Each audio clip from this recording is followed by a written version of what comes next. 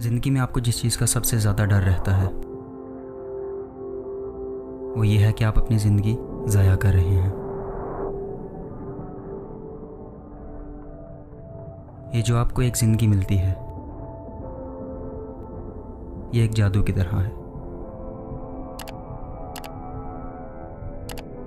और फिर आप इसके साथ क्या करते हैं?